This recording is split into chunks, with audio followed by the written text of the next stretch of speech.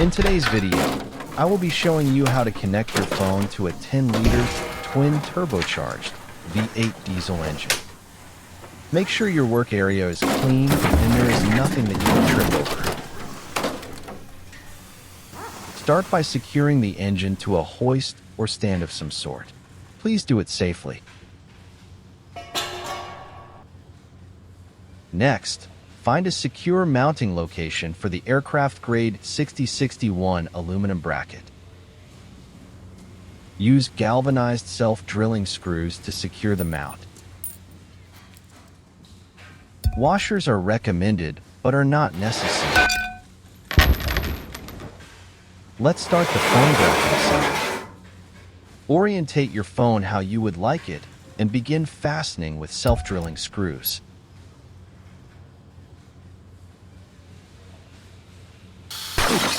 Next time we'll use hex screws.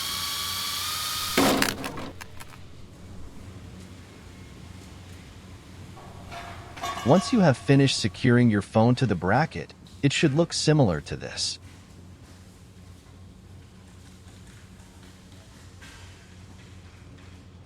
Now let's secure the phone assembly to the engine block. Try to avoid any moving parts when choosing a secure mounting location. For this example, we secured the bracket by hammering self-drilling screws into the cast iron of the engine. These should hold for at least a year. Once you have mounted the bracket to the engine, give it a firm shake to ensure that you have mounted it properly. There should be no vertical or horizontal play in the bracket.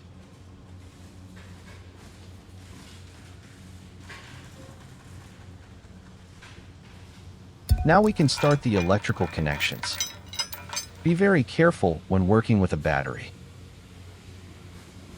Warning, things are about to get sparky. Use the proper battery terminals. If your battery terminal is corroded, please clean it.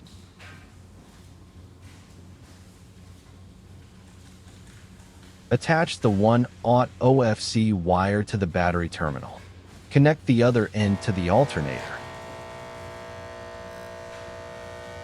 Connect your phone directly to positive 12 volts using the fused 8-gauge wire.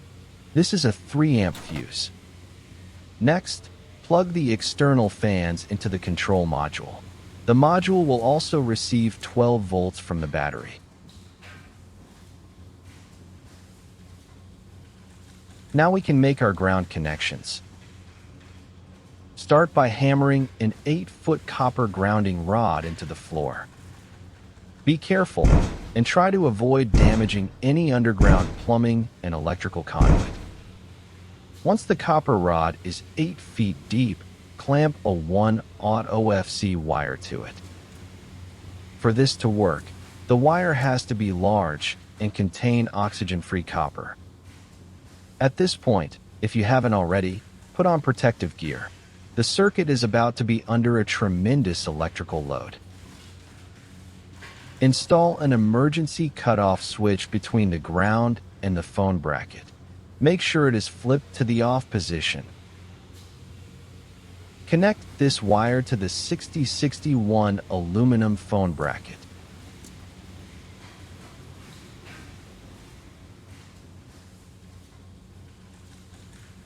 Now connect the fan controller's negative wire to the emergency switch. Again, confirm the switch is in the off position. Run a heavy-duty, braided ground strap from the battery's negative terminal to the grounding rod. Congratulations! You are almost finished with the 12-volt wiring. Let's complete it with the fuel system. Pause the video if needed to study the wiring. Begin by installing a fuel pump into the fuel cell. Then make the required connections to the fuel lines and ECU. Your fuel connections should be rated for fuel use. Do not use radiator hoses.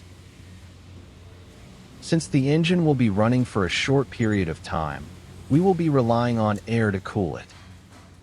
We recommend having sufficient airflow to avoid overheating. Having a fire extinguisher in an easy-to-access location is mandatory. Connect a starter motor directly to the engine block using at least 2 strips of 1-inch perforated metal strapping and a mix of galvanized and stainless hardware.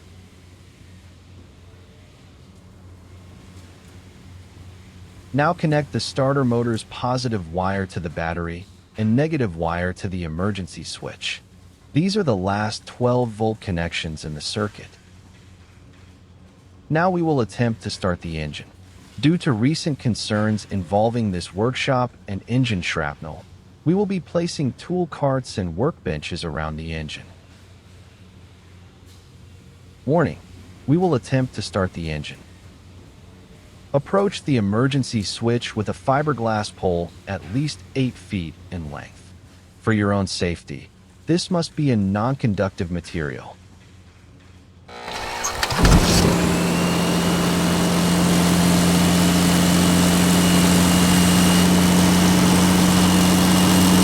It seems like we are encountering a runaway diesel engine.